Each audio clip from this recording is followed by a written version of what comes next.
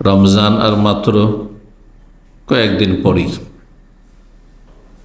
আর সামনে হয়তো একটি বৃহস্পতিবার আমরা আলোচনা করার সুযোগ পাবো, তারপরেই রমজান ইনশাআল্লাহ তাআলা আমাদের সামনে আসবে।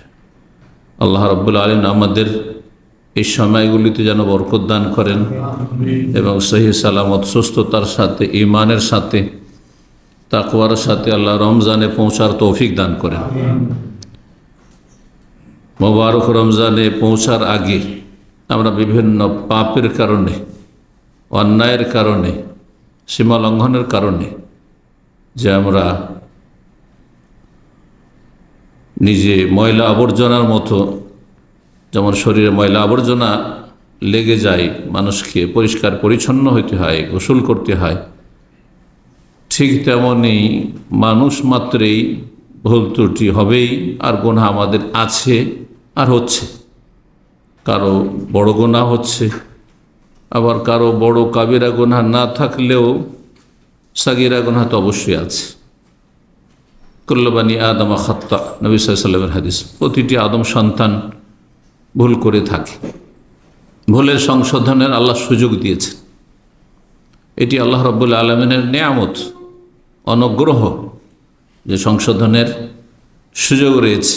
এই নয় যে ভুল করেছে আর কোনো উপায় নেই, শাস্তি ছাড়ার কোনো রাস্তা নেই, এমনটা নয়। এটি আল্লাহর বিশেষ অনুগ্রহ। এই জন্য রমজানের আগে আমাদেরকে পরিষ্কার পরিচ্ছন্ন হয়ে যেতে হবে, সাফ সুতরা হয়ে যেতে হবে, ক্লিন হইতে হবে নিজের গুনহার বোঝা থেকে, গুনহার ময়লা আবর্জনা থেকে। আল্লাহ রাব্বুল আলামিন তার তৌফিক দান করুন। এই জন্য আজকে আলোচনার বিষয়বস্তু হচ্ছে তওবা এবং ইস্তিগফার। মানুষ নিজের পাপাচার থেকে, গুনহা থেকে পরিষ্কার পরিচ্ছন্ন হতে পারে তওবার মাধ্যমে। তার মানে ফিরে আসা, আল্লাহর দিকে ফিরে আসা, আল্লাহর দিনের দিকে ফিরে আসা, আখিরাতমুখী হওয়া,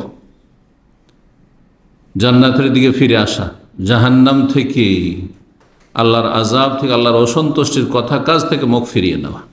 তাওবা ইয়াতুবু মানেই ফিরে আসা। বান্দা যখন আল্লাহর দিকে ফিরে আসে, আল্লাহর দিনের দিকে ফিরে আসে, আখিরাতের দিকে ফিরে আসে, তখন আল্লাহ তার রহমত নিয়ে বান্দার দিকে ফিরে আসেন। এই জন্য আল্লাহ রাব্বুল আলামিনের একটি নামও হচ্ছে তাওয়াব। বান্দা আমরা তওবা করি, তো আমরা না তওবাকারী, তায়েব বা তাওয়াব, কিন্তু আল্লাহরও নাম তাওয়াব, মানে আল্লাহ বান্দার দিকে ফিরে আসেন। যখন বান্দা আল্লাহর দিকে ফিরে যায়, তখন আল্লাহ তার দিকে রহমত নিয়ে, মাগফিরাত, ক্ষমা নিয়ে আল্লাহ রাব্বুল আলামিন ফিরে আসেন। জি, আমরা এই তওবা এবং ইস্তিগফার, তার সাথে দুটো বিষয়। তওবার অর্থ বললাম ফিরে আসা, খুব সহজ ভাষায়। আর কীভাবে ফিরে আসা, কি থেকে ফিরে আসা, কোন দিকে ফিরে আসা, আশা করি বুঝতে পেরেছেন। ইস্তিগফার মানে ক্ষমা চাওয়া, ক্ষমা প্রার্থনা করা। অতীতে যে ভুল হয়ে গেছে সেগুলি থেকে ফিরে আসার নাম তওবা। গুনাহমুখী ছিলেন, এখন নেকিমুখী হবেন আপনি, এটির নাম তওবা। আর অতীতে যে ভুল ভ্রান্তি হয়েছে, অপরাধ হয়েছে, গুনাহ হয়েছে, সেই জন্য আপনি আল্লাহর কাছে ক্ষমা চাইবেন এসব অপরাধের জন্য, এর নাম হচ্ছে ইস্তিগফার। মানুষ যখন রবের কাছে ইস্তিগফার করে, মানে ক্ষমা চায়, তখন আল্লাহ মাগফিরাত করে থাকেন, ক্ষমা করে থাকেন। এই জন্য রব্বুল আলমিনের নাম হচ্ছে গফুর, রব্বুল আলমিনের আরেকটি নাম হচ্ছে গফফার। ইস্তাগফিরু রাব্বাকুম ইন্নাহু কানা গফফারা, আস্তাগফিরুল্লাহ ইন্নাল্লাহ গফুরুর রহিম। কোরআনে কারীমে অনেক আয়াতে এই দুটি গুণবাচক নাম রব্বুল আলমিনের রয়েছে। আল্লাহ হচ্ছেন বড় ক্ষমাশীল, গফুর। জি, মার্জনাকারী তিনি। আল্লাহ রাব্বুল আমাদের বড় ছোট, প্রকাশ্য, গোপনীয় সমস্ত গুনাহ খাতা যেন মাফ করে দেন। এই তওবা ইস্তিগফার নিয়ে আলোচনা করব, তার উপকারিতা নিয়ে আলোচনা করব। প্রথম যে বিষয়টি বলছিলাম সেটি হচ্ছে প্রতিটি মানুষের গুনাহ হয়ে থাকে, ভুল হয়ে থাকে। গুনাহ সংশোধনের আল্লাহ যে সুযোগ দিয়েছেন, এটি আল্লাহর বড় অনুগ্রহ। এই মর্মে কোরআন কারীমে সূরা বাকারা আয়াত নম্বর 199 এবং সূরা মুজাম্মেলের আয়াত নম্বর 20 আল্লাহ স্বয়ং আদেশ করছেন, মানুষের যদি ভুল করে দেন, অন্যায় করে দেন, হ্যাঁ মানুষের কাছে সেটা অপরাধ হয় কোনো মানুষের হকের ক্ষেত্রে, তো কখনো বলবেন যে আপনি ভুল স্বীকার করেন, আমি আপনাকে ক্ষমা করার জন্য প্রস্তুত আছি, বরং অনেক সময় ক্ষমা চাইলেও ক্ষমা করতে চাই না। কত সংকীর্ণতা মনে, কত আমাদের মায়া মমতা সীমিত, কত আমরা নিষ্ঠুর হয়ে যাই সামান্য কিছু ভুল করল। কিন্তু রব্বুল আলামিন স্বয়ং বলছেন ওয়াস্তাগফিরুল্লাহ, আল্লাহর কাছে ক্ষমা চাও। ইন্নাল্লাহ গফুর রহিম, নিশ্চয় আল্লাহ বড় মার্জনাকারী এবং বড় দয়ালু। আল্লাহর রহমত দয়ার দাবি হচ্ছে যে তিনি ক্ষমা করবেন, আর তার নাম হচ্ছে গফুর, ক্ষমাশীল, সুতরাং তিনি অবশ্যই ক্ষমা করবেন। যে ক্ষমা চায় আন্তরিকভাবে আল্লাহ অবশ্যই তাকে ক্ষমা করবেন। এটি বড় নিয়ামত রব্বুল আলমিনের। হাদিসে কুদসিতে রয়েছে, সহিহ মুসলিমের হাদিস 4674 নম্বর হাদিস, আল্লাহ রাব্বুল আলামিন ইরশাদ করছেন, ইয়া ইবাদি, হে আমার বান্দারা, ইন্নাকুম তুখতিউনা বিল-লাইলি ওয়ান-নাহার, তোমরা রাত দিন ভুল করে থাকো। সারা দিন রাত কত ভুল করছে মানুষ, যখন তখন অহরহ ভুল ভ্রান্তি হচ্ছে, অন্যায় হচ্ছে, গুনাহ হচ্ছে। কেউ রাতে গুনাহ করছে, কেউ দিনে করছে। গুনাহ হতেই আছে আল্লাহর জমিনে, আল্লাহর নিয়ামত ভোগ করে, আল্লাহর রিজিক খেয়ে, আল্লাহর দেওয়া হায়াত নিয়ে, আল্লাহর দেওয়া সুস্থতা নিয়ে, সবই আল্লাহর দেওয়া নিয়ামতকে আল্লাহর নাফরমানির কাজে ব্যবহার করছে মানুষ। গুনাহ করা মানে আপনার তো নিজের কিছুই নেই, সব তো আল্লাহর। তো আল্লাহর নিয়ামতকে আল্লাহর অসন্তুষ্টির কাজে আপনি ব্যবহার করছেন। রব্বুল আলামিন হাদিসে কুদসিতে বলছেন, ইন্নাকুম তুখতিউনা বিল-লাইলি ওয়ান-নাহার, তোমরা রাত দিন ভুল করে থাকো। ওয়া আনা আগফিরুয যুনুবা জামিআ, আমি ক্ষমার দরজা বন্ধ করি না, সব গুনাহ মাফ করি, সব গুনাহ মাফ করি, কিন্তু মাফ চাইতে হবে, ক্ষমা চাইতে হবে। ফাস্তাগফিরুনি, সুতরাং আমার কাছে ক্ষমা চাও তোমরা, আগফির লাকুম, আমি ওয়াদা করছি তোমাদেরকে আমি ক্ষমা করব। সুবহানাল্লাহ, হাদিসে কুদসি, আল্লাহর বাণী। ইস্তিগফারের অর্থ কি বললাম? আল্লাহর কাছে ক্ষমা চাওয়া, ভুল হয়েছে ক্ষমা চাইবেন। তওবার অর্থ কি বললাম? ফিরে আসা। এই দুটোই থাকতে হবে আপনার জীবনে। তওবা ইস্তিগফার মানে আমার দেশীয় তওবা ইস্তিগফার নয়, সেটা হচ্ছে তওবা পাঠ করে নাও। দেশীয় তরিকার তওবা ইস্তিগফার মানে কি? আল্লাহর কাছে ক্ষমা চাওয়া মানে আস্তাগফিরুল্লাহ পড়লেই হলো। আর তাও বানানো দোয়া পড়ে থাকে। নবী সাল্লাল্লাহু আলাইহি ওয়াসাল্লামের হাদিসের দোয়া পড়াও তৌফিক হয় না অধিকাংশ লোকের। আস্তাগফিরুল্লাহ রব্বি মিন কুল্লি যামবি ওয়া আতুবু ইলাইহি, রব্বি মিন কুল্লি যামব কোনো হাদিসে নেই। নবী সাল্লাল্লাহু আলাইহি ওয়াসাল্লাম হাদিসে আস্তাগফিরুল্লাহ ওয়া আতুবু ইলাইহি, আল্লাহ তোমার কাছে ক্ষমা চাইছি, আল্লাহর কাছে ক্ষমা চাইছি, ওয়া আতুবু ইলাইহি, আল্লাহর কাছে ফিরে যাচ্ছি।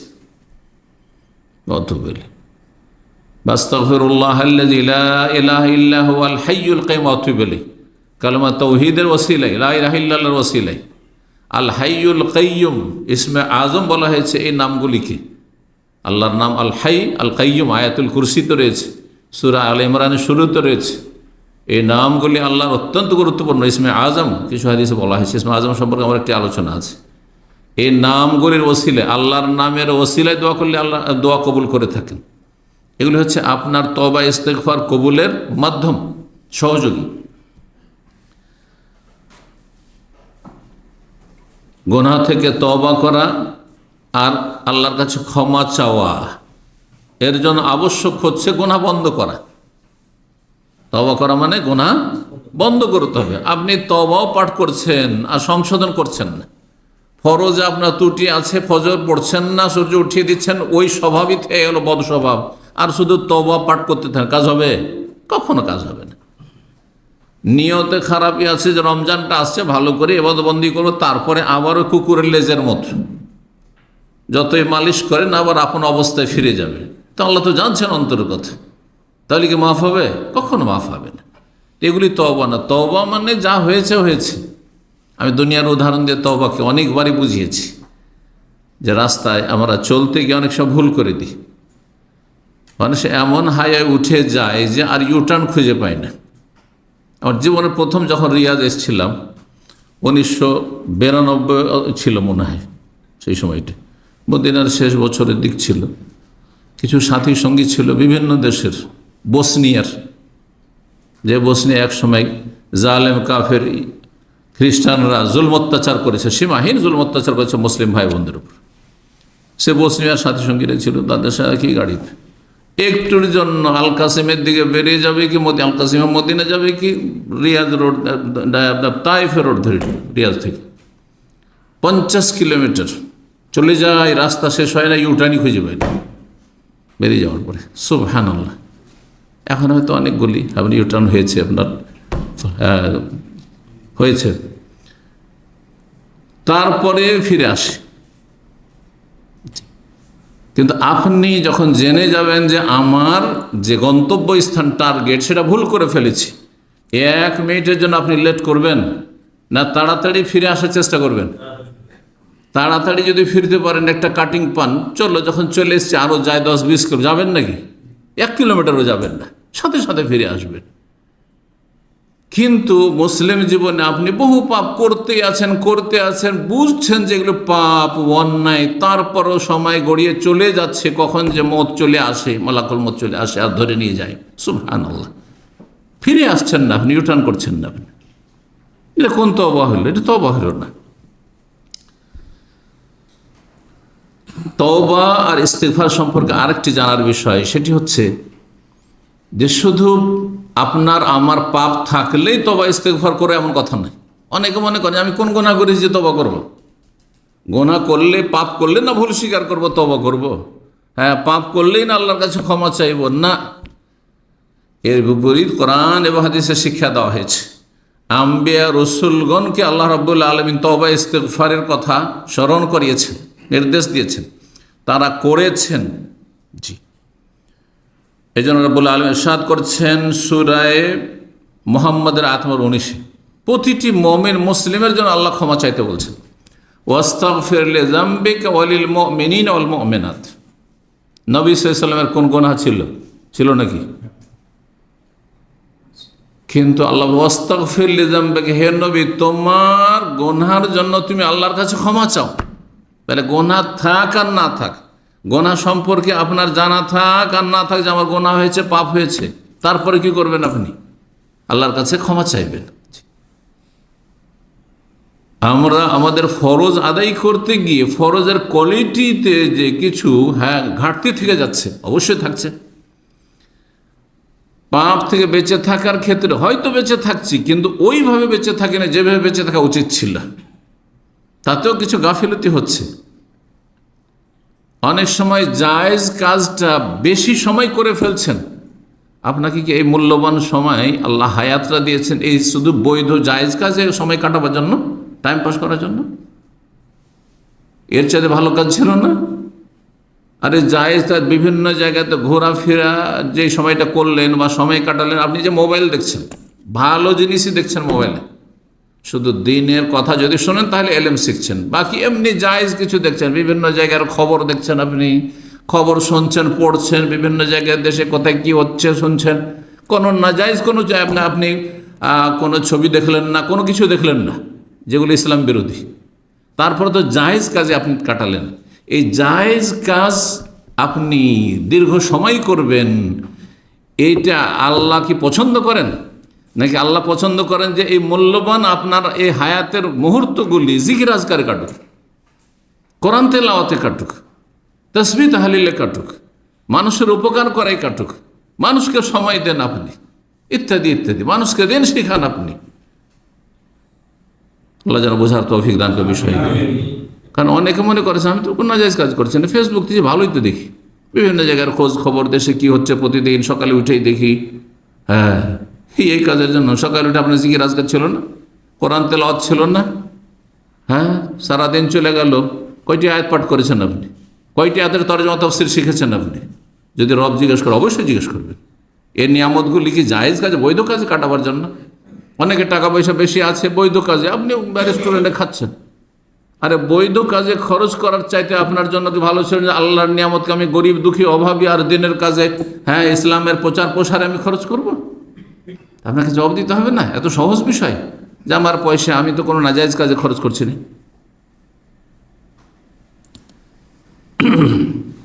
আস্তাগফির লিযামবিক, আল্লাহ বলছেন হে নবী তোমার ভুল ভ্রান্তির ক্ষেত্রে তুমি ক্ষমা চাও, অথচ আল্লাহ রাব্বুল আলামিন তাকে অগ্রিম আগেই ঘোষণা করেছেন লিয়াগফির লাকা আল্লাহু মা তাকাদ্দামা মিন যামবিকা ওয়া মা তাআখার, আগের পরে তোমার সব কিছু ক্ষমা, অগ্রিম ক্ষমার ঘোষণা। তারপর নবী সাল্লাল্লাহু আলাইহি সাল্লাম ভুল থেকে মুক্ত, তারপরে আল্লাহ বলছেন ক্ষমা চাও। তাহলে যতই ভালো মানুষ হন না কেন, কোথায় নবী রসুল সাহাবায়ে কেরাম না, কোনো ওই রকমের ইমামও না, বড় কোনো ইসলামের বড় খাদেমও না, সাধারণ আমরা মুসলিম, আমাদের কতটা তবে ইস্তেগফার করা উচিত। তারপরে যে কোনো মোমেন মোমেনাতের জন্য তবে, নিজের জন্য শুধু না, নাফসি নাফসি করবেন না যে আমি নিজে জান্নাতে গেলেই হইল। আপনার মুমিন মুসলিম ভাই বোনেরও যাতে করে জান্নাতে যায়, জাহান্নাম থেকে বাঁচতে পারে। ওয়ালিল মুমিনিন ওয়াল মুমিনাত, তাদের জন্য আল্লাহর কাছে ক্ষমা প্রার্থনা করো। দাউদ আলাইহিস সালাম সম্পর্কে কোরআনে কারীম সূরা সাদের আয়াত 24 রয়েছে। দাউদ আলাইহিস সালাম তার জীবনে কোনো এক ভাবলেন যে আমি তো ফিতনায় লিপ্ত হয়ে গেলাম, গুনাহ করেছিলেন। এই মর্মে ইহুদি নাসারাদের পুস্তকে গাঁজাখড়ি রয়েছে, আম্বিয়া রসুলগণের সাথে বেয়াদবি রয়েছে তাদের সামনে, ওইসব কিচ্ছা বাতিল কিচ্ছা। দাউদ আলাইহিস সালাম কি করলেন? ফাস্তাগফারা রব্বাহু, রবের কাছে ক্ষমা চাইলেন। নবী রসুল দাউদ আলাইহিস সালামকে আল্লাহ কিতাব দিয়েছেন, তিনি রসুল, জবুর দিয়েছেন, ওয়া আতাইনা দাউদা জাবুরা। ক্ষমা চাইলেন, ওয়াখাররা রাকিওয়ানাম, রুকুতে ঝুঁকে গেলেন এবং আল্লাহ অভিমুখী আল্লাহর দিকে ঝাঁপিয়ে পড়লেন। সুবহানাল্লাহ। ইউনূস আলাইহিস সালাম এমন কোন গুনাহ ছিল বলেন তো দেখি, যে বিনা হুকুমে তিনি গ্রাম থেকে বেরিয়ে অসন্তুষ্ট হয়ে দীর্ঘদিন ইসলামের দাওয়াত দিয়েছেন এই কাফেরগুলোকে, কেউ ইসলাম কবুল করলো না, নিরাশ হয়ে গেলেন। আপনি আমি একটা বেনামাজি কি একবার ছাড়া দুইবারই হয়তো বলতে যাব না, একবারও বলার হিম্মত হয় না, সাহস হয় না যে চলেন নামাজে যায়, আর দুই তিনবার তো বলতে যাবেন না। বলেছি ভাই, একবার বললে বলে 50 বার বলেছি, এ হচ্ছে অবস্থা। বলছেন না, বিভিন্ন অপরাধ দেখছেন, কত মেহনত পরিশ্রম করেছেন, যখন হেদায়েত হয়নি অসন্তুষ্ট হয়ে তাদের চলে গেছেন, তোমাদের উপর আল্লাহর আযাব আসবে, চললাম। এমন কোনো ভুল না বাহ্যিক, কিন্তু বড়দের সামান্য কিছু ব্যতিক্রম, সেটা আল্লাহর কাছে ছোট ভুল ও বড় ভুল হইতে পারে। এই জন্য ইউনূস আলাইহিস সালাম মাছের পেটে চলে গেলেন, দোয়া করলেন, লা ইলাহা ইল্লা আনতা সুবহানাকা ইন্নী কুনতু মিনাজ জালিমিন। আল্লাহ আমি জালেম হয়ে গেলাম, আপনি আমি কখনো ভাবিও না যে আমি জালেম। কত যে জুলম অত্যাচার, গুনহার জুলম।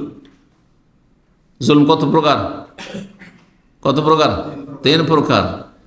বড় জুলুম হচ্ছে শিরকের জুলুম, কুফরির জুলুম, নাস্তিকতার জুলুম, মাজার পূজার জুলুম, মূর্তি পূজার জুলুম, কথা বোঝা গেছে?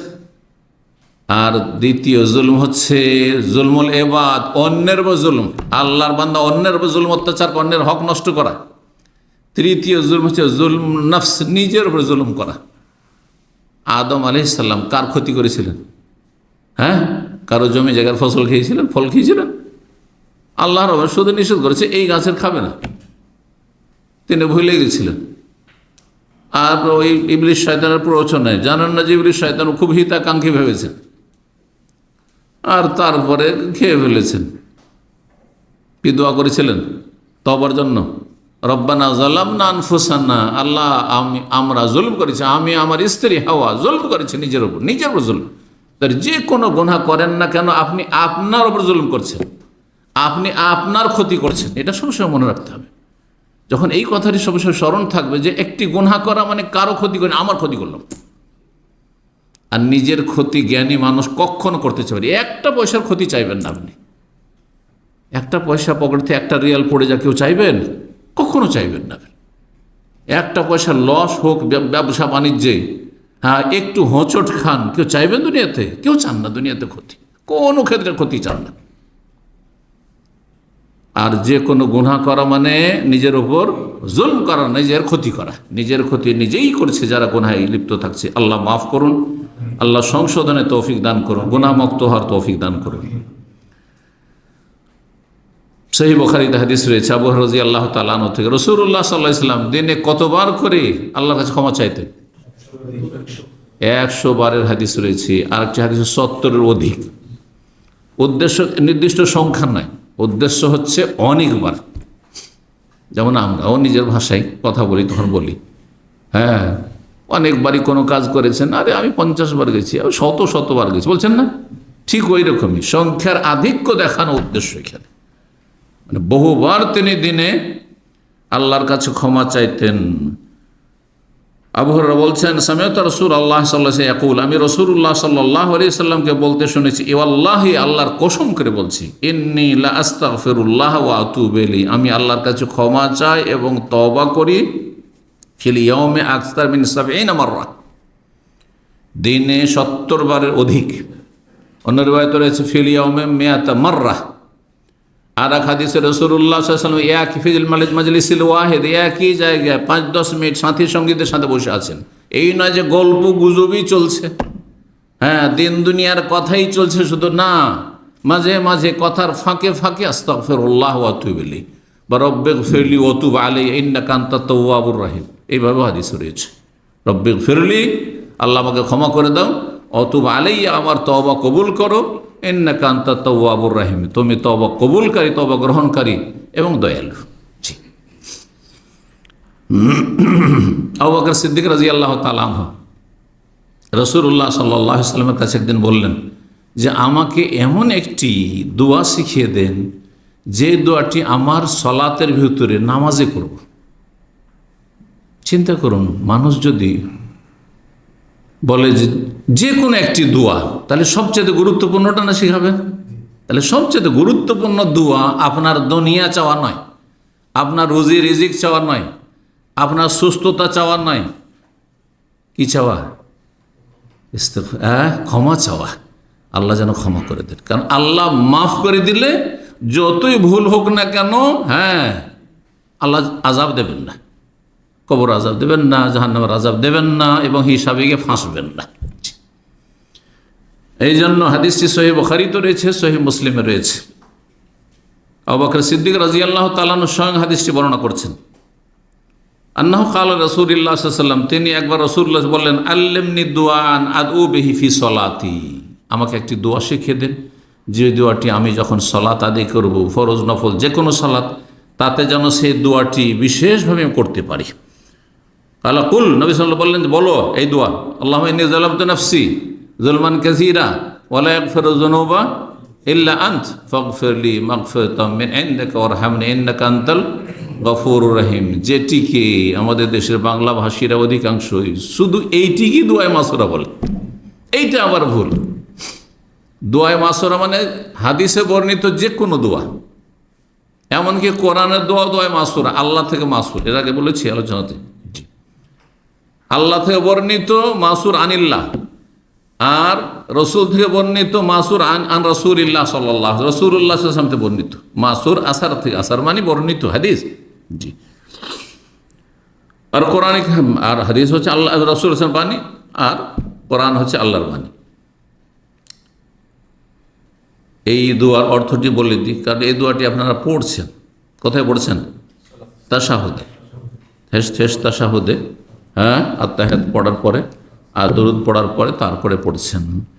এবং এর চাইতে গুরুত্বপূর্ণ আরেকটি দোয়া আছে যেটি আমাদের হানাফি ভাইরা পড়ে না, আহলুল হাদিস আলহামদুলিল্লাহ পড়ে, বুঝছেন না? সেটি কি? কিছু ওলামারা এটিকে ওয়াজিব বলেছেন, আল্লাহুম্মা ইন্নী যালামতু নাফসি, এটি পড়া সুন্নাত, কিন্তু এই দোয়াটি পড়া আল্লামা আলবানী রাহিমাহুল্লাহ ওয়াজিব বলেছেন সালাতে, দরুদের পরে। সেটি আল্লাহুম্মা ইন্নী আউযু বিকা মিন আযাবিল কবরি ওয়া মিন আযাবি জাহান্নাম ওয়া মিন ফিতনাতিল মাসিহিদ দাজ্জাল ওয়া মিন ফিতনাতিল মাহিয়া ওয়াল মামাত। জি। আর আরেকটি riwayate একটু বাড়তি রয়েছে, মিনাল মাসামি ওয়াল মাগরাম, গুনাহ থেকে, ঋণ থেকে ইত্যাদি। হে আল্লাহ, ইন্নী যালামতু নাফসি যুলমান কাসীরা, আমি নিজের উপর জুলুম করেছি।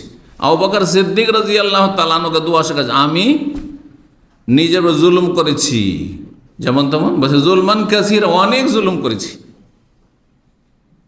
আপনাকে যদি আল্লাহ বলে যে এই চোখের হক আদায় করা, তোমাকে যে সুস্থ রেখেছি এর হক আদায় করা, একটি চোখ কত দামে বিক্রি করবেন আপনি? দেবেন 1 মিলিয়নে, $1 মিলিয়ন বা রিয়েল কিছু দেওয়া হবে, 1 কোটি টাকা দেওয়া হবে আপনাকে, বাংলাদেশি টাকা দেবেন। হ্যাঁ, আপনাকে যে ব্রেন দেওয়া হয়েছে, মগজ মস্তিষ্ক, সুস্থ মস্তিষ্ক আছেন, পাগল না, এটা বিক্রি করবেন আপনি? কিডনি বিক্রি করবেন আপনি? ভাবছেন কিডনিতে একটা বিক্রি করলে চলবে, একটা তো দুটোই বিক্রি করেন দেখি। হ্যাঁ, আপনাকে 10 কোটি দেওয়া হবে, করবেন? তা আল্লাহ যদি বলে একটা কিডনির, হ্যাঁ, কি শুকরিয়া আদায় করেছে, লিভারের কি শুকরিয়া আদায় করেছে? অনেকে লিভার ফেল হয়ে দুনিয়া থেকে চলে যাচ্ছে, ফ্যাটি লিভারে দুনিয়া থেকে চলে যাচ্ছে। হার্টের কি শুকরিয়া আদায় করবেন যে আপনার হার্ট সুস্থ? ভাবে আইয়ে আলাই রব্বে, ভাবে আইয়ে আলাইয়ে রব্বে কুমা তো কাজেবান, কোন নিয়ামত! তাহলে তুমি অকৃতজ্ঞ হবে, অস্বীকার করবে, তুমি আল্লাহ নিয়ামতের শুকরিয়া আদায় করে শেষ করতে পারবেন না। সুতরাং মানুষ যে আল্লাহর যথাযথ হক আদায় করতে পারছে না, এটি তার কি হচ্ছে? অন্যায় হচ্ছে। জুলমান কাজী ওলাইয়াক ফেরোজনবা ইল্লাম, আল্লাহ তুমি ছাড়া আর কেউ ক্ষমা, আর কোন শক্তি আছে? গস কুতুব আছে, জিলানি চিস্তি হাত ধরে নিয়ে চলে যাবে জান্নাতে নাকি? ওয়ালাইয়াক ফেরোজনবা ইল্লাম, তুমি ছাড়া নবী রসুল কেউ মাফ করতে পারে না, কারো অধিকার নেই, এটি একমাত্র আল্লাহর হক। কেউ যদি মনে করে যে নবী রসুল নিয়ে চলে যাবেন, হ্যাঁ, নিজের ক্ষমতায়, তাহলে এটি শিরকি কথা। সুপারিশ মানে গায়ের জোর নাই, সুপারিশ মানে আল্লাহর কাছে আখেরাতে দোয়া করা। দোয়া কবুল হতেও পারে আপনার ক্ষেত্রে, আমার ক্ষেত্রে, আবার নাও হইতে পারে। সুপারিশ কবুল হতেও পারে, আবার নাও হইতে পারে। দুনিয়ার যেমন সুপারিশ হয়ে থাকে, আপনি এসে একজন দায়িত্বশীলের কাছে কারো জন্য সুপারিশ করলেন যে এই ছেলেটা যোগ্য, একে একটা চাকরি দেন, এটা গ্রহণযোগ্য হতে পারে, চাকরি ছেলেটি পেতেও পারে, নাও পেতে পারে। দুনিয়ার উদাহরণ দিয়ে ভালো করে বুঝে, সুপারিশ আমাদের দেশের মানুষ অধিকাংশই বুঝে না। এই জন্য সাফাতের উপর আমার বিস্তারিত আলোচনা, সাফাতের কতগুলি প্রকরণ রয়েছে এবং সাফাতের সঠিক অর্থটা কি। সাফাত সহজ ভাষায় পরকালের দোয়া, নবী রসুল এবং আল্লাহর নেক বান্দাদের আল্লাহর কাছে দরখাস্ত করবে, আপনার জন্য আমার জন্য কবুল হইতে পারে, আবার নাও হইতে পারে। জি, এই জন্য আল্লাহ বলছেন কাফের মুশরিক যারা ঈমান ভঙ্গ করে দুনিয়া থেকে, ফামাতান ফাহু শাফাআতুশ শাফিন, কোন সুপারিশকারী সুপারিশ কাজেই আসবে না, শোনাই হবে না। তাহলে বোঝা গেল যে অনেক সুপারিশ হবে যেগুলো কি হয়ে যাবে? রিজেক্ট হয়ে যাবে, কবুল হবে না। আপনি এগুলো ভাবেন না যে আমার ক্ষেত্রে সুপারিশ কবুল হবে, নাও হইতে পারে। আল্লাহ গ্রহণ করলেন না, জানা এই লোকের সুপারিশ কবুল করা হবে না এই লোকের ক্ষেত্রে, কারণ ও বারবার অপরাধ করেছে, হতেই পারে, সেটা অসম্ভব কিছু নেই। তবে আল্লাহর রহমতের আশাবাদী হইতে হবে, আর আল্লাহর আযাবের ভয়ও থাকতে হবে, নিরাশ হইতে হবে না। ওয়ালা ইয়াগফিরু যুনুবা ইল্লা আনতা, যখন বলে একটি হাদিসে রয়েছে আল্লাহ তোমার ছাড়া কেউ মাফ করতে পারে না, তখন আল্লাহ ফেরেশতাদেরকে সাক্ষী রাখেন যে দেখো বান্দা কি বলছে, শোনো শোনো, বলছে আমি ছাড়া নাকি কেউ মাফ করতে পারবে না। তার যখন এটি বিশ্বাস, তো আমি তাকে মাফ করে দিলাম। আল্লাহু আকবার। এই ইয়াকিন নিয়ে তাহলে বলতাম, মন্ত্র বললে হবে না, আল্লাহ তোমার ছাড়া আমাকে কেউ মাফ করতে পারে না। যখন এই খুলুসিয়াতের শান্তি, আন্তরিকতার সাথে বলবো, তখন ফেরেশতাকে রব সাক্ষী রেখে বলবেন যে আমি একে মাফ করে দিলাম, কারণ এ বলছে যে আমার ছাড়া কেউ মাফ করতে পারে না। এটা তার বিশ্বাস, এটা তার ইয়াকিন। জি, ফাগফিরলি, সুতরাং আল্লাহ আমাকে ক্ষমা করে দেন। মাগফিরাতা মেনেন, তোমার পক্ষ থেকে, আপনার পক্ষ থেকে স্পেশাল ক্ষমা। ওয়ারহামনি, এবং দয়া করুন আল্লাহ, ইন্নাকা আনতাল গফুরুর রহিম, তুমি বড় মার্জনাকারী এবং দয়ালু। আল্লাহ রাব্বুল আলামিন যারা আল্লাহ ভীরু মুত্তাকিন, যাদের জন্য আল্লাহ জান্নাত প্রস্তুত করে রেখেছেন, তাদের গুণাবলী বর্ণনা করতে গিয়ে সূরা আলে ইমরান আয়াত নম্বর 133 থেকে 135 ইরশাদ করছেন, ওয়াসারিউ ইলা মাগফিরাতিন মির রাব্বিকুম ওয়া জান্নাতিন আরদুহাস সামাওয়াতু ওয়াল আরদু উইদ্দাতিল মুত্তাকিন, উইদ্দাত লিল মুত্তাকিন। জান্নাত কার জন্য তৈরি করা হয়েছে? আল্লাহ ভীরুদের জন্য, যারা আল্লাহর ভয়ে পাপাচার থেকে বেঁচে থাকে, আল্লাহর ভয়ে ফরজ ওয়াজিব আদায় করে, আল্লাহর ভয়ে হারাম নাজাইজ থেকে বেঁচে থাকে। আল্লাহর ভয়ে যেগুলো করা ফরজ করবেন, আর যেগুলো না করা হারাম সেগুলি থেকে বেঁচে থাকবেন, মানুষের ভয়ে না, মানুষকে দেখানোর জন্য। এর নাম হচ্ছে তাকওয়া। তাকওয়া মানে শুধু ভালো কাজ করার নাই, ভালো কাজটা কিসের ভিত্তিতে হইতে হবে? আল্লাহর জন্য হইতে, আল্লাহর ভয়ে হইতে হবে। দুনিয়ার স্বার্থে যদি হয়, দুনিয়ার লোভ লালসার জন্য, দুনিয়া হাসিলের জন্য, যেটা আমার বেনিফিট আছে সেই জন্য এই ভালো কাজটি করছে, তার মতো কিছু পাওয়া যাবে, এটি তাকওয়া নয়। এ হচ্ছে তাকওয়া, সহজে বোঝানোর জন্য। তারা কারা? মুত্তাকিন। বলছে আল্লাযীনা ইউনফিকুনা ফিস সাররাই ওয়াদ দাররা, যারা সুখে দুঃখে সবসময় খরচ করে। তাহলে অভাব থাকলে কম খরচ করবে, কিন্তু করবেন আপনি। অভাব আছে সেজন্য বাপ মাকে দেবো না, অভাব আছে সেজন্য আত্মীয় স্বজন ভাই বোনকে দেবো না, অভাব আছে সেই জন্য আমি আবার নিজে সংসার চালাতে পারি না, আর কি এতিম বিধবা দেবো, ওদের খোঁজ নিতে পারবো না। অভাব আছে সেই জন্য আমি দান সাদকা করবো না, না ওঠি না। ফিস সাররাই ওয়াদ দাররা, সচ্ছলতাই সাররা ওয়াদ দাররা। আর আপনি অভাবে যদি অনাটনে থাকেন তবু আপনি খরচ করবেন। ওয়াল কাযিমিনাল গায়জ, রাগ আসলে সংবরণ করবেন, রাগকে নিজে সামলাবেন আপনি। এই নয় যে আপনি রাগ হইলে আপনি নিজেকে একবারে ব্যালেন্সলেস করে দেবেন। ওয়াল আফিন আন্নাস, মানুষকে ক্ষমা করে থাকে। আল্লাহু ইউহিব্বুল মুহসিনিন, আর আল্লাহ যারা এহসানকারী, সদাচরণকারী, উপকারকারী, তাদেরকে আল্লাহ ভালোবাসেন। সুতরাং মুহসিনিনদের দলে শামিল হওয়ার চেষ্টা করবে। তারপরে আল্লাহ বলছেন যারা জান্নাতি, যারা মুত্তাকিন, যারা আল্লাহ ভীরু, তাদের আরেকটি গুণাবলী হচ্ছে ওয়াল্লাযীনা ইযা ফাআলু ফাহিশা। মুত্তাকি মানে এই নয় যে কোনোদিন গুনাহ হয় না। অনেকে মনে করে যে মুত্তাকি পরেজগার কাকে বলে? মুত্তাকি মানে আমাদের দেশের ভাষায় ফার্সিতে বুঝেন ওইটা পরেজগার লোক, তাই না? বস পরেজগার লোক। পরেজগার লোক মানে গুনাহ হয় না এমন কথা নাই। আল্লাহ বলছেন ওয়াল্লাযীনা ইযা ফাআলু ফাহিশা, মুত্তাকি ওরা যারা কোনো অশ্লীলতায় যদি লিপ্ত হয়ে যায়, গোনায় যদি জড়িয়েই যায়, গোনা হয়েই গেছে। মানুষ নিজের থেকে হোঁচট খেয়ে আছাড় খায় না, কিন্তু আছাড় বড় বড় মানুষ খেতে পারে, আমিও খেতে পারি, আপনারাও খেতে পারেন, ঠিক না? নবী সাল্লাল্লাহু আলাইহি সাল্লাম মদিনায় একদিন খচ্চরের ওপর থেকে পড়ে যাননি? আর পড়ে গিয়ে ছাল উঠে যায়নি? আরে সহিহ বুখারীতে রয়েছে। কিন্তু ইচ্ছা করে গিয়ে পড়ে না, ইচ্ছা করে কি পড়ে না। তাহলে বড় মানুষও হোঁচট খেতে পারে, আছাড় খেতে পারে, কিন্তু আছাড় খেলে গিয়ে পড়েই থেকে যায় নাকি? না সাথে সাথে ওঠার চেষ্টা করে, সাথে সাথে লাফ দিয়ে উঠবে, যাতে এদিক ওদিক কেউ না দেখে, তাই না? ওই রকমই ভুল হয়ে গেছে, কেউ যেন টের না পায়, তাড়াতাড়ি করে আপনি তওবা করে ইস্তেগফার করে, জি, কেউ যেন টের না পায়, আল্লাহ ছাড়া, আল্লাহ জেনেছে, কেউ না জানুক, জি। এটি হচ্ছে তওবা, আসলে ইস্তেগফার আল্লাহর কাছে। আও যালামু আনফুসাহুম, অথবা যদি কোনো জুলম অত্যাচার করে থাকে, তাহলে বোঝা গেল মুত্তাকির জুলম অত্যাচার হইতে পারে, ঘাটতিও হয়ে যেতে পারে কোনো সময়, কিন্তু যাকারুল্লাহ, সাথে সাথে আল্লাহকে বলে মনে হয়, আল্লাহকে স্মরণ চলে আসে, কি করলাম আমি, ভুল করে দিলাম, অন্যায় করে দিলাম। ফাস্তাগফিরু লিযুনুবিহিম, তারপরে গুনাহের জন্য আল্লাহর কাছে ক্ষমা চাইতে লাগে।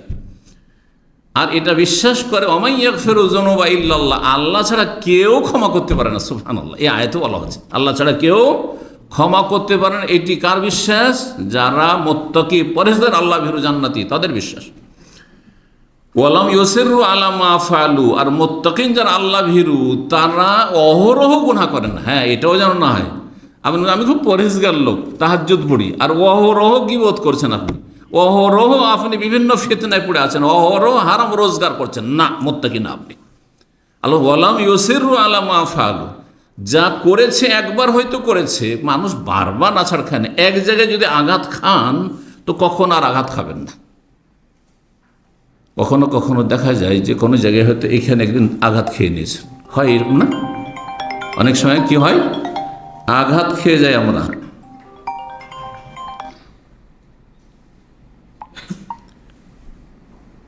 আঘাত খেয়ে সতর্ক সাবধান হয়নি। এই জায়গাটা যখনই আসবো তখনই মনে হয়ে যাবে যে একদিন এখানে আমাকে ব্যথা লেগেছে, ব্যথা পেয়েছি, সুতরাং সাবধান, একটু দূর দিয়ে হাঁটতে হবে, বাস্তব। কিন্তু তো আল্লাহ বলছেন ওয়ালাম ইউসিরু আলা মা ফাআলু, যা করেছে এটা বারবার করে না। ওয়াহুম ইয়ালামুন, জেনে শুনে জানছেন যে এখানে গেলেই গর্ত আছে, এখানে গেলেই গুনাহ আছে, এমন না যে সেটা হালাল জানছেন আপনি, বারবার করবেন না আপনি। তাহলে যেই ব্যক্তি জান্নাতি হবে সে মুত্তাকি হবে, আর মুত্তাকি ব্যক্তি অহরহ গুনাহ করে না, কখনো গুনাহ হয়ে যেতে পারে। জি, আল্লাহর কাছে তওবা ইস্তেগফার যে কোনো সময় করতে পারেন আপনি, যে কোনো সময় করতে পারেন, কিন্তু তার জন্য বিশেষ বিশেষ সময় রয়েছে। সেই সময়গুলিতে তওবা ইস্তেগফার করলে বেশি ফলপ্রসূ, বেশি উপকারী হবে সেটা। বিশেষ বিশেষ অবস্থায়, বিশেষ বিশেষ মুহূর্তে বিশেষ বিশেষ স্থানে তওবা ইস্তেগফার গুরুত্ব রয়েছে। এই জন্য আল্লাহর কাছে ফরজ আদায় করলেন, ফরজ সালাত, সালাম ফিরলেন, তারপরে যেহেতু আল্লাহর কাছে কিছু নেকি পেশ করলেন আপনি, হ্যাঁ, নেকির নজরানা পেশ করলেন আল্লাহর কাছে, তখন আপনি আল্লাহর কাছে কি করছেন? হ্যাঁ, ক্ষমা চাইছেন, আস্তাগফিরুল্লাহ আস্তাগফিরুল্লাহ। কে তো ভাবতে পারে যে নামাজ পড়ার পরে কোন অপরাধ করে দিলেন, কোন কবিরা গুনাহ হয়ে গেল, আস্তাগফিরুল্লাহ আস্তাগফিরুল্লাহ। হ্যাঁ, আল্লাহর কাছে কিছু পেশ করলাম আল্লাহকে সন্তুষ্ট করার জন্য, এখন আরও যে ভুল ত্রুটি আছে বা এই যেটা পেশ করলাম তাতেই ঘাটতি আছে কোয়ালিটিতে, আল্লাহ তো মাফ করে দেন, আস্তাগফিরুল্লাহ আস্তাগফিরুল্লাহ আস্তাগফিরুল্লাহ। বিশেষ বিশেষ মুহূর্তে, তার মধ্যে একটি মুহূর্ত হচ্ছে রাতের শেষ তৃতীয় অংশে। সবসময় আল্লাহর কাছে ক্ষমা চাইতে পারেন, সবসময় দোয়া করতে পারেন, কিন্তু শেষ তৃতীয় অংশে আল্লাহ অত্যন্ত বান্দার কাছাকাছি হয়ে যান। যেমন হাদিসে রয়েছে সহিহ বুখারী মুসলিমের, রাসূলুল্লাহ সাল্লাল্লাহু আলাইহি ওয়াসাল্লাম বলেন, ইয়ানজিলু রাব্বুনা তাবারাকা ওয়া তাআলা কুল্লা লাইলাতিন, আমাদের রব আল্লাহ তাবারাকা ওয়া তাআলা প্রতি রাতে, হ্যাঁ, নেমে আসেন। কোথায় নেমে আসেন? এলা সামাই দুনিয়া, নিকটবর্তী আকাশ। আল্লাহর নেমে আসা আল্লাহর মতো, আল্লাহ নেমে আসা আল্লাহর কোনো সৃষ্টির সাথে তুলনা করবেন না, তুলনা করাও কুফরি। আর যদি আল্লাহর নাম নেমে আসেন না, কেউ না না না না নেমে আসেন না, আল্লাহর রহমত নেমে আসে, সেটিও কুফরি। দুই কুফরির মাঝখানে হচ্ছে জান্নাতের পথ, যেমন রাজপথ, হাইওয়ে, আর দুই পাশে কি থাকে? গর্ত থাকে, প্রান্তিকতা। ঠিক ওই রকমই দ্বীন ইসলাম। ঠিক এই জন্য গায়রুল মাগযুব আলাইহিম ওয়ালাদ-দাল্লিন, সিরাতে মুস্তাকিমের, হ্যাঁ, দুই সাইডে কি আছে? মাগযুব আলাইহিমদের রাস্তা আছে আর দল্লিনদের রাস্তা আছে, গর্ত আছে। এই দুই গর্ত থেকে বাঁচতে হবে। জি,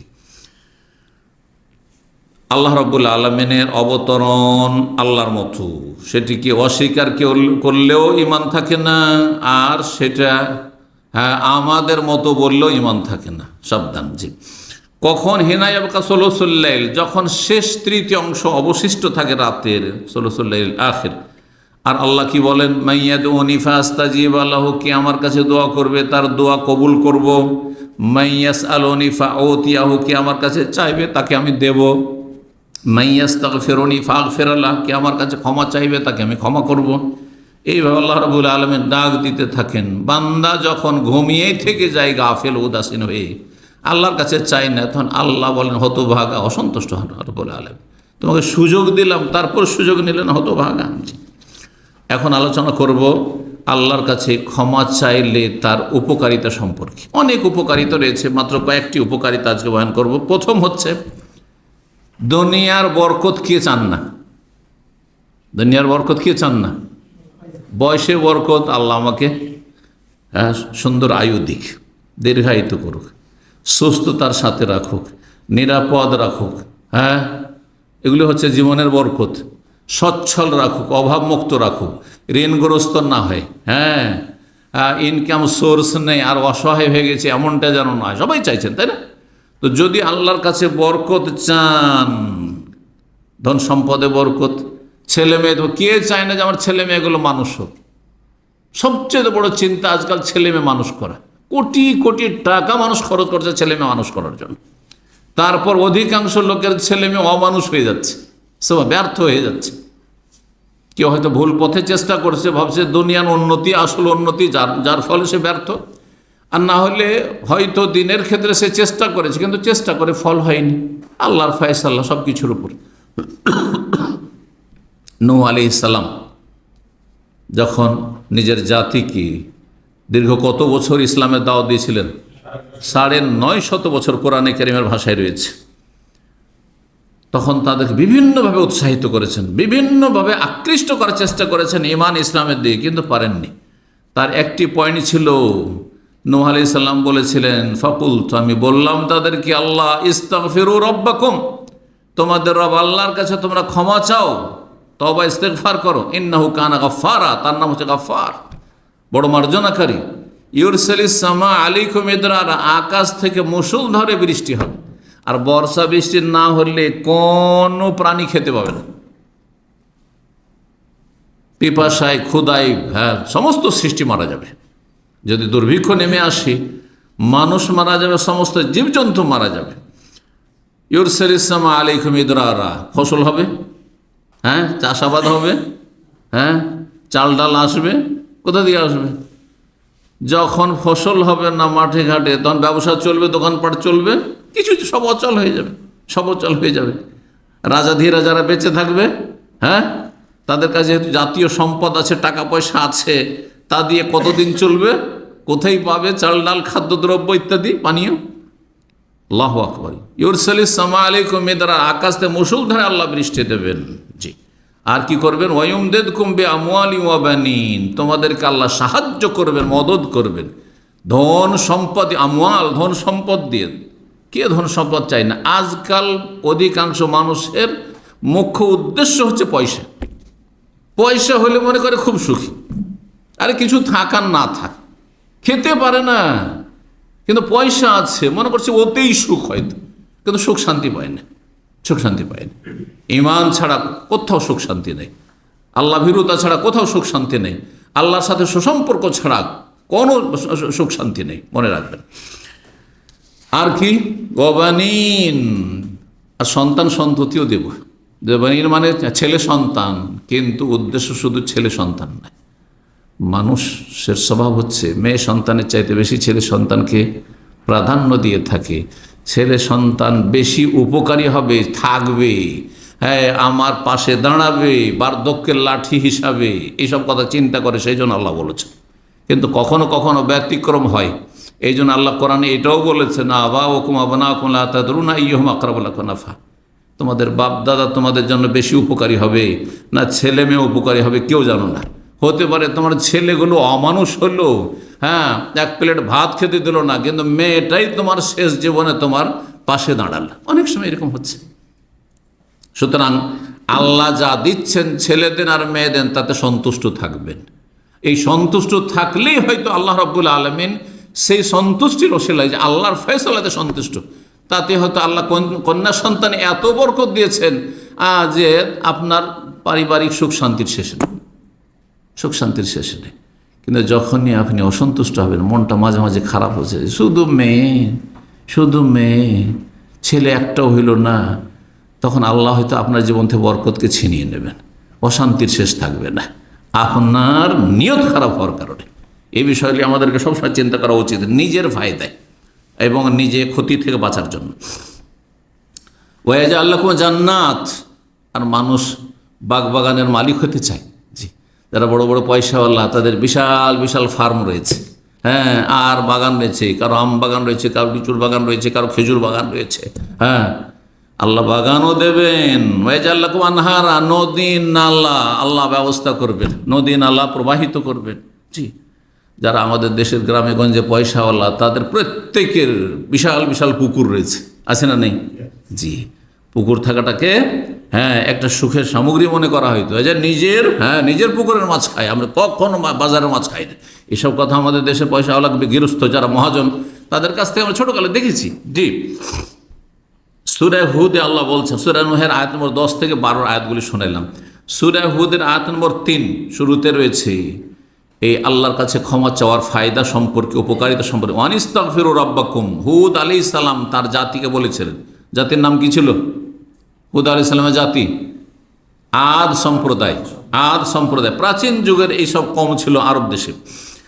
ইস্তাগফিরু, রবের কাছে ক্ষমা চাও, আস্তাগফিরুল্লাহ পড়ো, সুম্মা তুবু ইলাইহি, আর তওবা করো, ওয়া তুবু ইলাইহি বলো, তাহলে কি হবে? ইউমাত্তিকুম মাতাআন হাসানা, তোমাদেরকে আল্লাহ ভালো, হ্যাঁ, সুখময় জীবন দান করবেন, বিলাসিতার জীবন দান করবেন, সুখ শান্তির জীবন, ইউমাত্তিকুম মাতাআন হাসানা, সুখের জীবন দান করবেন। ইলা আজালিন মুসাম্মা, একটি নির্দিষ্ট কাল পর্যন্ত। কেউ দুনিয়ায় চিরকাল থাকতে আসেনি, কিন্তু কেউ শারীরিক মানসিক কষ্টতে জীবন কাটাচ্ছে। 50-60টা বছর কাটলো, 70 বছর বাঁচলো, কিন্তু শান্তি পেল না শারীরিক, মানসিক, পারিবারিক। আর কেউ আলহামদুলিল্লাহ 80 বছর 90 বছর বাঁচলো, জীবনে কোনো পারিবারিক অশান্তি নেই, কোনো আর্থিক অশান্তি নেই, মানসিক কোনো অশান্তি নেই, সামাজিক কোনো অশান্তি নেই, কত সুখী যে দুনিয়ার দিক থেকে। জি, তাহলে মাতান হাসানা। আর কি? ওয়ায়ুতিকুল্লাযী ফাযলিন ফাযলা, আর প্রত্যেক অনুগ্রহকারী ভালো মানুষদেরকে আল্লাহ তার অনুগ্রহ দান করবেন। তা আল্লাহর অনুগ্রহ, আল্লাহর ফজল করম নেমে আসবে আল্লাহর কাছে তওবা ইস্তিগফার করলে। দ্বিতীয় ফায়দা তওবা ইস্তেগফারের, মানুষ যখন গুনাহ করে তখন অন্তরে কালো দাগ হয়ে যায়। একটি করে দাগ হইতে হইতে হইতে হইতে পুরোটা একবারে কালো হয়ে যায়। ঠিক ওই রকম উদাহরণ দিতে পারি, যারা এই ধূমপান করে, বিড়ি সিগারেট খায়, তাদের ফুসফুসটা কি হয়ে যায় দেখেছেন তো আপনার সোশ্যাল মিডিয়াতে ছবিটা দেখে হবে, হ্যাঁ, যে ধূমপানকারীর ফুসফুসটা একবারে কালো পচা সরা হয়ে যায়, পচা সরা হয়ে যায়, এবং এরা ক্যান্সারে সাধারণত আক্রান্ত হয়ে যায়। কেউ ব্যতিক্রম আক্রান্ত হইল না, তাতে ধোকা খাবেন না যে অমুক তো সারা জীবন সিগারেট খেত কিন্তু কোনোদিন তো ক্যান্সারে আক্রান্ত হয়নি। সব কিছুতে ব্যতিক্রম আছে। আল্লাহ হয়তো এই রোগ দেননি তাকে, কিন্তু আজকালকার দুনিয়ার চিকিৎসকও বলছে যে ধূমপান হচ্ছে ক্যান্সারের মুখ্য কারণ। জি, সেটা ব্লাড ক্যান্সার হোক অথবা অন্য কোনো ক্যান্সার হোক। নবী সাল্লাল্লাহু আলাইহি সাল্লামের হাদিস, ইন্নাল মুমিনা ইযা আযনাবা, মানুষ যখন গুনাহ করে বা কোনো মুসলিম গুনাহ করে, কানাত নুকতাতুন সাউদা ফি কলবিহি, তার অন্তরে হার্টে একটা কালো দাগ হয়ে যায়, যে দাগটি তার ঈমানকে দুর্বল করে দেয়। যদি সাথে সাথে তওবা করে, ওয়ানাজা, আর গুনাহ থেকে ফিরে আসে, ওয়াস্তাগফার, আল্লাহর কাছে ক্ষমা চায়, সুকিলা কলবুহু, তাহলে তার হৃদয়টিকে ক্লিন করে দেয়, পরিষ্কার পরিচ্ছন্ন করে দেওয়া হয়। যেমন মরিচা লাগা অস্ত্রকে, একটু মরিচা পড়েছে, আপনি সেটাকে কি করলেন, হ্যাঁ, তাকে ধারালো করে নিলেন, সুন্দর হয়ে গেল, আবার সাদা হয়ে গেছে, চকচকে হয়ে গেছে। ফাইন জাদা জাদাত, যদি গুনাহ করতেই থাকে, বারবার গুনাহ করতে থাকে, তো দাগ বাড়তে থাকে, দাগ বাড়তে থাকে, আর দাগ হইতে হইতে কালো দাগ এত বেশি হয়ে যায়, এটি কোরআনের ভাষায় আল্লাহর রান বলেছেন, মানে জং লাগা। জং লাগা বোঝেন, মরিচা লেগে যাওয়া। অস্ত্রে কি লাগে, হাতিয়ারে মরিচা লাগে, আর কলবের মরিচা হচ্ছে পাপাচার। মানুষের জীবনে যখন পাপ বাড়ে তখন গোটা হাড়টিতে আপনার কালো হয়ে যায়, একবারে পচা সড়া হয়ে যায়। আল্লাহ বলছেন সূরা মুতাফফিফিন, আমাপার একটি সূরা, আয়াত নম্বর 14, কাল্লা বাল রানা আলা কুলুবি মা কানু ইয়াকসিবুন। শোনো, তাদের অন্তরে, পাপিষ্ঠদের অন্তরে জং লেগে গেছে, মরিচা লেগে গেছে, মা কানু ইয়াকসিবুন, তাদের পাপাচারের কারণে।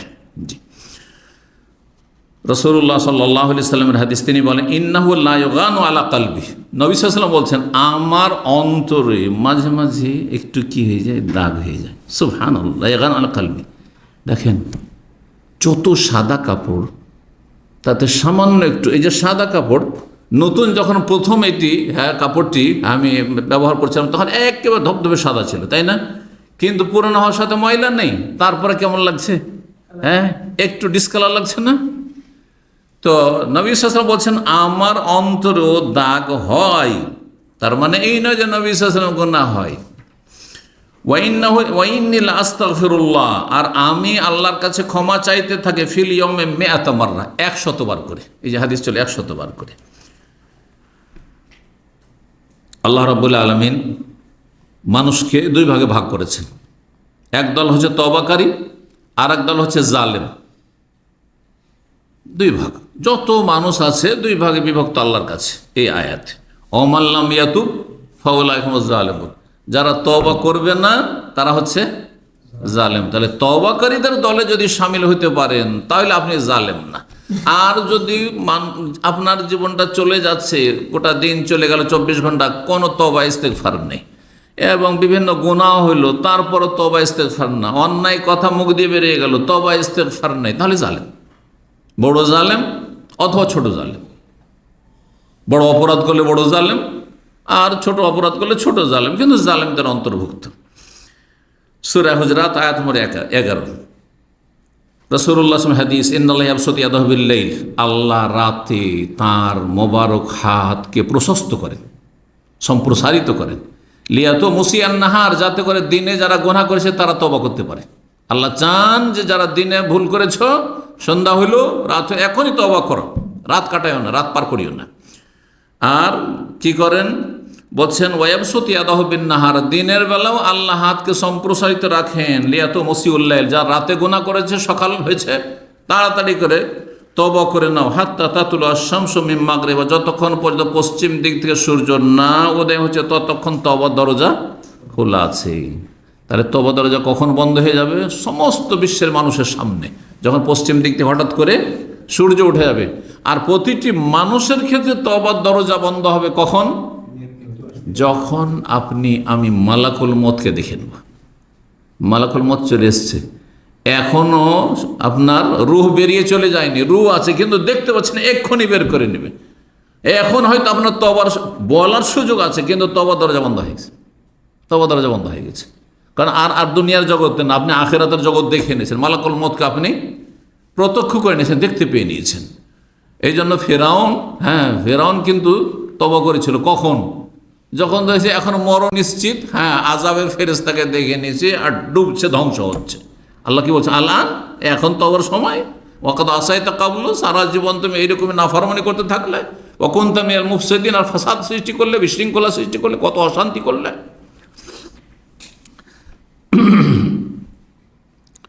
4 নম্বর যে বিষয়টি বলবো তওবার উপকারীর ক্ষেত্রে, যে তওবা করলে যতই বড় গুনাহ হোক না কেন মাফ হবে না? হবে না? অনেকে মনে করেন যে এত বড় পাপী আমি, আল্লাহকে মাফ করেন, আমি খুনি, কি আল্লাহকে মাফ করবেন? আমি এত বড় অন্যায় করেছি, এটা কি আল্লাহ মাফ করবেন? সব গুনাহ আল্লাহ মাফ করতে পারেন, কিন্তু মাফ নেওয়ার মতো আপনার যোগ্যতা থাকতে হবে, আপনার অন্তরে সততা থাকতে হবে। কোরআনে কারিমের দলিলগুলি বলি, কাফেরদের সম্পর্কে আল্লাহ বলছেন সূরা আনফাল আয়াত নম্বর 38, আল্লাহ বলছেন কুল্লিল্লাযিনা কাফারু, হে নবী যারা কাফের মক্কার, আবু জাহাল, আবু লাহাব, উতবা, শাইবা, রবিয়া, ওলীদ, বড় বড় কাফের নেতা, এদেরকে বলে দাও ইয়ান্তাহু, এখনো যদি তারা পাপ থেকে ফিরে চলে আসে, পাপকে বন্ধ করে, ইয়ান্তাহু এখনো যদি বিরত হয়ে যায় পাপ থেকে, ইউগফার লাহুম মা কাদ সালাফ, তাহলে অতীতে যত অপরাধ সব মাফ। বদরে এরা জুলম অত্যাচার করেছে মাফ, ওহদে জুলম অত্যাচার করেছে মাফ, যা কিছু করে সব মাফ, এখনো সুযোগ আছে। আল্লাহু আকবার। ইয়ান্তাহু ইউগফার লাহুম মা কাদ সালাফ ওয়া ইয়াউদু, আর যদি আবার অপরাধের দিকে ফিরে, তাহলে ফাকাদ মাদাত সুন্নাতুল আউয়ালিন, তাহলে প্রাচীন যুগে যারা ধ্বংস হয়েছে তাদের ইতিহাস তাদের সামনে আছে, ওই রকমই তারা ধ্বংস হবে। এমনকি আল্লাহ রাব্বুল আলামিন তাদেরকেও ক্ষমা করার জন্য ডাকছেন, যে ক্ষমা করব, ক্ষমা চাও, যারা নবী রসুলের খনি, সাধারণ লোকের খনি না, সাধারণ মুসলিমের খনি নয়, বরং তার আম্বিয়া রসুলকে যারা খুন করেছে তাদেরকে তওবার দিকে আহ্বান করছেন। আর যারা কাফের ছিল, এক আল্লাহ বিশ্বাসী ছিল না, তারা বলতো 3 ইলাহ রয়েছে, 3 মাবুদ রয়েছে, তারা বলতো ইন্নাল্লাহ সালিসু সালাসা, এইরকম হচ্ছে ইন্নাল্লাহু আল মাসিহু ইবনে মারিয়াম, মারিয়াম পুত্র মসিহ হচ্ছে আল্লাহ, তিনি হচ্ছেন উপাস্য, সান অফ গড। তাদেরকেও আল্লাহ তওবার দাওয়াত দিচ্ছেন, ইস্তিগফারের দাওয়াত। সূরা মায়েদার আয়াত নম্বর 74 আল্লাহ ইরশাদ করছেন আফালা ইয়াতুবুনা ইলাল্লাহি ওয়া ইস্তাগফিরুনা, তারা কি আল্লাহর কাছে তওবা করবে না, আল্লাহর কাছে ক্ষমা চাইবে না? এখনো সুযোগ আছে। আল্লাহু গফুরুর রহিম, আল্লাহ বড় মার্জনাকারী, বড় দয়ালু। নবী করিম সাল্লাল্লাহু আলাইহি সাল্লামের একটি হাদিস শোনাই, আল্লাহ রাব্বুল আলামিন যতই অপরাধ মানুষ করুক না কেন, যদি ফিরে চলে আসে তো তওবার দরজা তার সামনে যতক্ষণ বন্ধ হয়নি সুযোগ আছে। আনাস মালিক রাদিয়াল্লাহু তাআলা বর্ণিত, তিনি বলেন রাসূলুল্লাহ সাল্লাল্লাহু আলাইহি ওয়াসাল্লাম ইয়াকুল, আমি রাসূলুল্লাহ বলতে শুনেছি, কাল আল্লাহ তাবারাক ওয়া তাআলা, মহান আল্লাহ তাবারাক ওয়া তাআলা বলেছেন হাদিসে কুদসি, ইবনা আদম, হে আদম সন্তান, ইন্নাকা মা দাউতানি ওয়া রাজাউতানি, তুমি যত দোয়া করবে, যত আল্লাহর কাছে আশা রাখবে, শোনো, গাফারতু লাক, আমি মাফ করব, আলা মা কানা বিফিক, যতই অপরাধ তোমার থাক না কেন, ভুল ভ্রান্তি গুনাহ থাক না কেন, ওয়ালা ওবালি, আমি পরোয়া করি না। কারো ভয় আছে? দুনিয়ার শাসকদের ভয় আছে যে এত বড় অপরাধীকে যদি ছেড়ে দিই তো আমাকে অনেক সময় সমস্যার সম্মুখীন হইতে হবে, আমার মন্ত্রী পরিষদ তখন ভেটো দিবে, অথবা আন্তর্জাতিক চাপের মুখে পড়ব। কিন্তু আল্লাহর ক্ষেত্রে কি আছে কিছু? ওয়ালা ওবালি, কোনো পরোয়া করি না। তো তারপর ইবনা আদম, হে আদম সন্তান, লাউ বালাগা যুনুবুকা আনানাস সামা, তোমার গুনাহ পাপ, এত পাপ করেছে আকাশের মেঘ পর্যন্ত পৌঁছে গেছে। সুবহানাল্লাহ, এত পাপ করেছে। সুম্মা ইস্তাগফারতানি, তারপরে যদি আমার কাছে ক্ষমা চেয়ে নাও, গাফারতু লাকা, তোমাকে আমি মাফ করে দেবো, ওয়ালা উবালি, কোনো পরোয়া করি না। ইবনা আদম, হে আদম সন্তান, ইন্নাকা লাউ আতাইতানি বিকুরাবিল আরদি খাতায়া, তুমি জমিন ভর্তি করে গুনাহ নিয়ে আসো, কিন্তু হাসর মাঠে নিয়ে গেলে হবে? মরণের সময় জমিন ভর্তি গুনাহ নিয়ে গেলে হবে? কাবিরা গুনাহ নিয়ে গেলে হবে? একটি গুনাহ না, মোটেই না। লাউ আতাইতানি বিকুরাবিল আরদি খাত, জমিন ভর্তি গুনাহ নিয়ে এসে যদি তওবা করার সুযোগ পেয়ে যাও, তওবা করো। সুম্মা লাকিতানি, আর আমার সাথে সাক্ষাৎ করো, লা তুশরিক বি শাইআ, আল্লাহর সাথে শিরিক করনি, কুফরি করনি, নাস্তিকতায় লিপ্ত হওনি, ঈমান ভঙ্গ করনি, বরং তৌহিদ তোমার ঠিক আছে, আর আল্লাহর কাছে ক্ষমা চাইলা, আতাইতুকা বিকুরাবিহা মাগফিরাহ, তাহলে তোমার কাছে আমি জমিন ভর্তি মার্জনা নিয়ে হাজির হব। হাদিস তিরমিজিতে রয়েছে, আল্লামা আলবানী রাহিমাহুল্লাহ হাদিসটিকে হাসান বলেছেন, 4338 নম্বর হাদিস সহিহুল জামের। 5 নম্বর সর্বশেষ তওবা ইস্তেগফার উপকারিতা বলবো। যারা তওবা ইস্তেগফার করবেন, দুনিয়ার আখিরাতের সার্বিক উপকারিতার গুরুত্বপূর্ণ একটি উপকারিতা, সেটা হচ্ছে আল্লাহর আযাব থেকে বেঁচে থাকবেন। দুনিয়াতে আল্লাহ আযাব দিয়ে ধ্বংস করে, এমনভাবে ধ্বংস করবেন না যে আপনি শেষ, আপনার পরিবার শেষ, আপনার ধন সম্পদ শেষ, বাড়িঘর শেষ, সব শেষ, এমন করবেন না আল্লাহ বলে। যেই জাতি তওবা ইস্তেগফার করে সেই জাতিকে আল্লাহ এইভাবে সমূলে ধ্বংস করে দেবেন না, একবার পুরোটাই শেষে, এমনটা করবেন না। আর আখিরাতে ধ্বংস হওয়া হচ্ছে কি, জাহান্নামে চলে গেলেন, এটা হবে না। চিরকাল কবর আযাব খেয়ে গেলে, এমনটা হবে না। ঈমান ভঙ্গ করে কাফের মুরতাদ হয়ে চলে গেলেন, এমনটা হবে না। এই মর্মে একটি আয়াত সূরা আনফাল আয়াত নম্বর 33, স্পষ্ট আয়াত, রব্বুল আলামিন আল্লাহ বলছেন, ওমা কান আল্লাহু লিয়ুআযিবাহুম, আল্লাহ আযাব দেবেন না, ওয়া আনতা ফীহিম, যতদিন হে নবী তুমি তাদের মাঝে বেঁচে আছো। তাহলে একটি নিরাপত্তা ছিল এমন জামানায় যখন আমরা ছিলাম না, সাহাবায়ে কেরামদের জামানায়। বোঝা গেছে না? আর তারপরে নবী সাল্লাল্লাহু আলাইহি সাল্লাম যখন দুনিয়া থেকে বিদায় নিলেন, ইন্তেকাল করলেন, তখন এই দরজা বন্ধ হয়ে গেছে। আল আমনুল আউয়াল, প্রথম যেটি সিকিউরিটি, নিরাপত্তা, সেটি চলে গেছে, সেটি হাতছাড়া হয়ে গেছে। দ্বিতীয়টি আমাদের কাছে আছে, ওমা কান আল্লাহু মুআযিবাহুম, আল্লাহ আযাব দেবেন না মানব জাতিকে, ওহুম ইস্তাগফিরুন, তারা যদি আল্লাহর কাছে ক্ষমা চাইতে থাকে। প্রতিদিন যা কিছু ভুল হচ্ছে, আল্লাহর কাছে যদি ক্ষমা চেয়ে নেন, ভুল হচ্ছে কিন্তু সাথে সাথে ক্ষমা। রাস্তায় চলতে গিয়ে কোনো একটা খারাপ কথা মুখ দিয়ে বেরিয়ে গেল, সাথে সাথে তওবা পড়েন, অভ্যাস করে নেন। কারণ অনেক সময় আমাদের জবান খারাপ কথা বলতে যখন অভ্যাস হয়ে যায়, বিশেষ যারা গাড়ি চালান, আপনার মন মেজাজের উল্টো পাল্টা আপনাকে রাস্তায় দিচ্ছে না, ধরেন, আর রাগ উঠেছে, হ্যাঁ, অনিচ্ছাকৃত জবান দিয়ে খারাপ কথা বেরিয়েছে, গাল বেরিয়ে গেছে, সাথে সাথে তওবা পড়েন আপনি, সাথে সাথে তওবা করুন, দেখবেন যে এর রিয়াকশান হবে না, গুনহার পরিণাম খারাপ হবে না, যে আপনি অ্যাক্সিডেন্টের সম্মুখীন হয়ে যাবেন। কারণ আপনার যদি পাপ বাড়তে থাকে, এরকম অন্যায় কথা বলছেন, অন্যায় কাজ করতে আছেন, গুনাহ করতে আছেন, যে কোনো জায়গায় বালা মুসিবত আসতে পারে। এই বালা মুসিবত থেকে বেঁচে থাকবেন, দুনিয়ার আযাব থেকে বেঁচে থাকবেন, আর আখিরাতের আযাব থেকে বেঁচে থাকবেন, জাহান্নামের আযাব থেকে বেঁচে থাকবেন। ওমা কান আল্লাহু মুআযিবাহুম ওয়া হুম ইস্তাগফিরুন, আল্লাহ আযাব দেনেওয়ালা নন যদি তার আল্লাহর কাছে ক্ষমা চাইতে থাকে। আল্লাহ